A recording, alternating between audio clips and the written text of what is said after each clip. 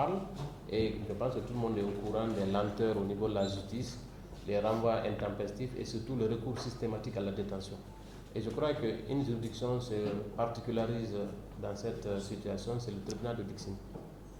Il y a, à un moment donné, je ne dis pas actuellement, mais ce tribunal, c'était presque toutes les personnes qui venaient dans les cabinets d'instruction étaient systématiquement envoyées en prison. Ça doit cesser, puisqu'il y a beaucoup d'autres alternatives. Il y a plusieurs alternatives à la détention. Il y a le contrôle judiciaire, il y a le paiement d'une caution qui permet à la personne poursuivie de rester en liberté et après de répondre aux réquisitions du juge. Maintenant, je voudrais juste, avant de continuer, remercier M. Malal pour ce travail vraiment important, puisque nous faisons ce travail au quotidien.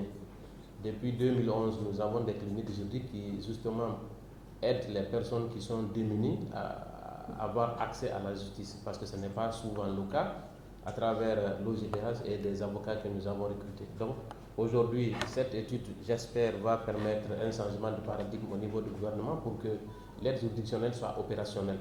Puisque tant que l'aide juridictionnelle ne sera pas opérationnelle, l'accès à la justice des personnes les plus démunies ne sera qu'un mirage. Nous ne parviendrons jamais. Puisque en matière criminelle, il faut nécessairement des avocats et si la personne ne peut pas s'offrir les services d'un avocat, eh bien, ce qui va s'en dire, il va rester toujours en prison. Il a parlé de Boubacar Diallo, effectivement, qui avait fait plus de 16 ans en prison et finalement, il a été libéré et il a disparu puisque faire des recours contre l'État n'est pas dans nos mœurs. C'est fréquent.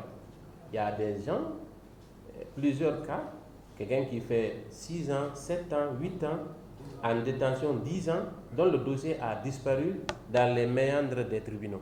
Ce qui signifie, à part le mandat d'arrêt qui l'a conduit à la maison centrale, il n'y a aucune trace d'un quelconque dossier.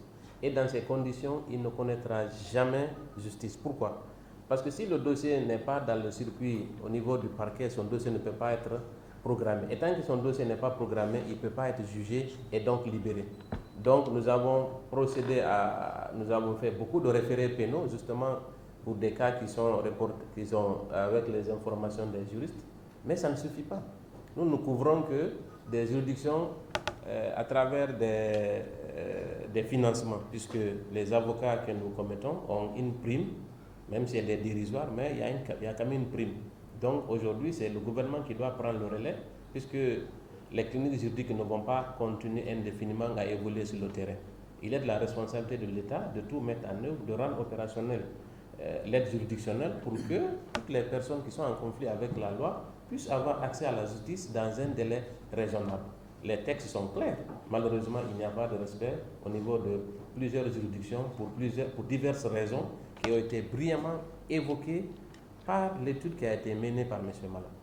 Donc nous attendons prochainement pour publier ce rapport, parce que ce rapport-là ne va pas rester seulement au niveau de l'OJDH. Nous le publierons, nous le mettrons en ligne pour que toutes les personnes aient accès à ce rapport afin que cela puisse servir en tout cas à changer les comportements au niveau non seulement des juridictions mais également au niveau des OPJ et